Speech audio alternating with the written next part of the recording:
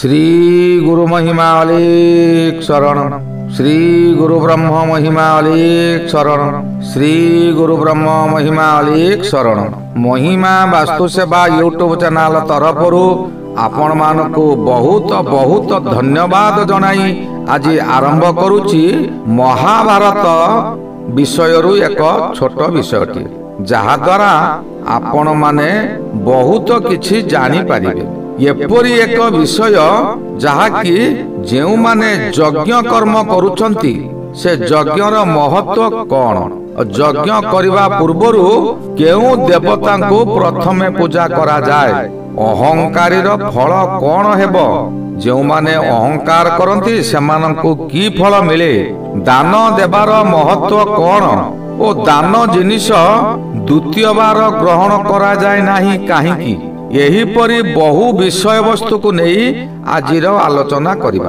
यही आलोचना करिबा पूर्वरु आपण मानकु मोर अनुरोध जेउ माने प्रथम करी हमर एही चैनल को आसीछंती से माने गोटिए सब्सक्राइब करी पाखरे आसुथिबा बेल आइकन को दबाई दियंतु, जहा द्वारा हमर जेउ समय रे वीडियो अपलोड हेबो से समय रे प्रथमे आपण मानक पाखरे पहुंची पारिबो। एबे आसंतु आरंभ करिबा। आपण माने विचार करिवे महाभारत युद्ध यही भारत रे ही आरंभ होइतिला ओ ताहार किछि समय अर्थात एक ओळी बाकी रहिछि, सेही गोटिए ओळी एबे हेबो से समय आसी गलानी। महाभारतर पूर्व कथा जने दानी राजा थिले दानवीर हरिश्चंद्र। से एते बड़ दानी थिले जे ताहाको दानवीर हरिश्चंद्र नाम रे विख्यात होइतिले। से थिले प्रजावत्सल राजा, प्रजा मानको निजर पुत्र कन्या परिपालन करुथिले। थरे एपरी समय आसिला अहंकारी ऋषि विश्वामित्र हरिश्चंद्रंकर नाम प्रकाशित हेबा परे से सह्य करि पारिले नाही। रागरे जर्जरित होई हरिश्चंद्रक निकटरे पहुंची हरिश्चंद्र को दान मागिले। दानवीर नाम रे किपरि कलंक लगाइबे समस्त प्रकार कल बल कौशल लगाई देले। आपण मानको अनुरोध आपण ये विषयटी को आम भारत और ओडिशा राजनीति सहित सामंजस्य थिबारु यार सत्यासत्य आपण विचार करिवे, किंतु यह राजनीति नुहे। किछि दिन पूर्व या घटुची ओ घटिबो आगो। ऋतु मध्यरे बसंत ऋतु हेला श्रेष्ठ ऋतु, दिवस और रात्रि मध्यरे दिवस हेला श्रेष्ठ, किंतु यहाकु मध्य आम मध्यरु केतक विरुद्ध करंती जे दिवस काहीकि हेला कि बसंत ऋतु काहीकि हेला। बसंत ऋतु आसिले धरा पृष्ठ रे शीतर प्रकोप न थाए, खरार प्रकोप मध्य न थाए। ना उत्तर दिगरु शीतर लहरी आसिबो, ना पश्चिम दिगरु झांझी पवन बहिबो। एही समय धरा पृष्ठ रे वृक्षलता मानकर नूतन पत्र पल्लवित हुए। आगामी ग्रीष्म ऋतु रे वृक्ष माने घन पत्र रे आच्छादित होई तांकर छाई द्वारा जीव जगत को आश्रय देबे। एणु समस्त जीव जगत सहित वृक्षलता माने आनंद रे कुरुली उठंती, किंतु गोटिए वृक्ष याकु निंदा करे। से वृक्षटी हेला बाउंस गछ। जेउ समय रे समस्त वृक्ष नूतन पत्र रे सबुज धारण करंती से समय रे बाउंस गछरु पत्र झड़ी नंडा हो जाए। से कहे जे बसंत ऋतुटा भारी खराब, एही ऋतु आसिले मु नंडा हो जाउची, आउ एही समय रे मोर वंश बुड़ी जाउची। अर्थात लोक माने एही समय रे बांस बुदारू बांस हाणी तांको निज काम रे लगांती। यही ऋतुटा न आसंता कि भारी भल हुंता। सतरे कोन गोटिए वृक्ष पुणी बांस गछ जहार छाई को मध्य केही पसंद करंती नहीं, ता कथारे बसंत ऋतु कोन बंद होई जिवो कि? या परे आसीबा दिवस आउ रात्रि। रात्रि रे जीव जगत सोई जांती, सकाळर सूर्य उदय हेले जीव जगत चलचंचल होई उठंती। समस्त जीव जगत दिन को पसंद करंती, କିନ୍ତୁ ଏପରି ଗୋଟିଏ ଜୀବ ଅଛି ସେ ଯାହାକି ଦିନକୁ ଦିବସକୁ ନିନ୍ଦା କରେ, କାରଣ ଦିବସରେ ସେ ଅନ୍ଧ ହୋଇଯାଏ, ସେ ହେଲା ପେଚା। ସେ ଚାହେଁ ଏ ଦିନଟା ନ ଆସନ୍ତା କି, ତେବେ କଣ ଦିନ ହେବ ନାହିଁ? ଏ ଗୋଟିଏ ଜୀବ ପାଇଁ କଣ ସର୍ବଦା ରାତି ହେବ? ଦିବସ ହେବ।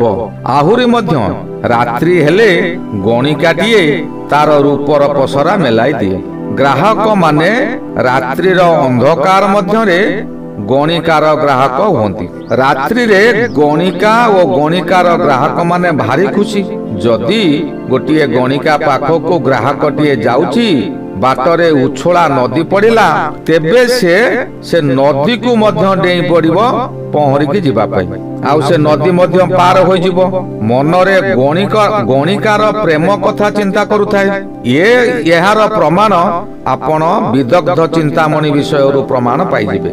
କିନ୍ତୁ ଜୀବ ଜଗତ ବଞ୍ଚି ରହିବା ସକାଶେ ଦିବସ ହୁଏ, ସୂର୍ଯ୍ୟ ଉଦୟ ହୁଅନ୍ତି।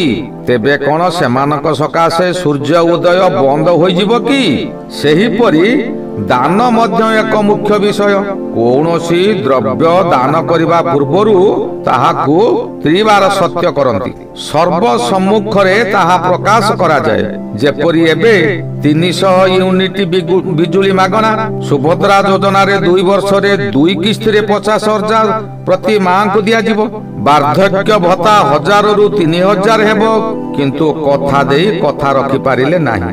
ନ ରଖିବାର କାରଣ ଓଡ଼ିଶାରେ ସିନା ଜଗନ୍ନାଥ, ବଳଭଦ୍ର, ସୁଭଦ୍ରା ଶାସନ ଗାଦିରେ ଅଛନ୍ତି, କିନ୍ତୁ ବିଶ୍ୱାମିତ୍ର କେନ୍ଦ୍ରରେ ଅଛନ୍ତି। ତାଙ୍କୁ ସମସ୍ତେ ଭୟ କରୁଛନ୍ତି। ନାମକୁ ମାତ୍ର ସେ ଯୋଗୀ, କିନ୍ତୁ ସେ ଧ୍ୱଂସକାରୀ ଋଷି ବିଶ୍ୱାମିତ୍ର। ଏହାର ପ୍ରମାଣ ପୁରାଣରେ ମଧ୍ୟ ମିଳେ। ଦାନବୀର ହରିଶ୍ଚନ୍ଦ୍ର ସୁଶାସନ କରି ପ୍ରଜାମାନଙ୍କୁ ପାଳନ କରୁଥିଲେ, କିନ୍ତୁ ବିଶ୍ୱାମିତ୍ର ସହ୍ୟ କରି ନ ପାରି କିପରି ଦାନବୀର ହରିଶ୍ଚନ୍ଦ୍ରକୁ ନାମକୁ ହଟାଇବେ, ବିଶ୍ୱାମିତ୍ର ବିଭିନ୍ନ ଫନ୍ଦି ଫିକର କଲେ। ଅନ୍ୟ ସମସ୍ତ ନାମକୁ ହଟାଇ ନିଜର ନାମ କିପରି ପ୍ରଚାର ହେବ ସେଇରେ ସେ ଲାଗିଗଲେ। ହରିଶ୍ଚନ୍ଦ୍ରକୁ ଥରେ ଯାଇ ପ୍ରଭାତ ସମୟରେ ତାଙ୍କୁ ଦାନ ମାଗିଲେ। ହରିଶ୍ଚନ୍ଦ୍ର ମହାଦାନୀ, ଯିଏ ଯାହା ମାଗିବେ ତାଙ୍କୁ ଦେଇ ଦିଅନ୍ତି।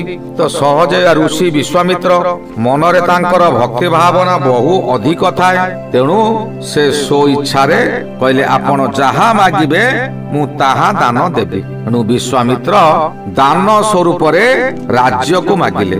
ହରିଶ୍ଚନ୍ଦ୍ର ଶଙ୍ଖରେ ପାଣି ଧରି ନିଜ ରାଜ୍ୟକୁ ଦାନ ଦେଲେ ବୋଲି ବିଶ୍ୱାମିତ୍ରଙ୍କ ହସ୍ତରେ ଜଳ ଟେକି ଦେଲେ।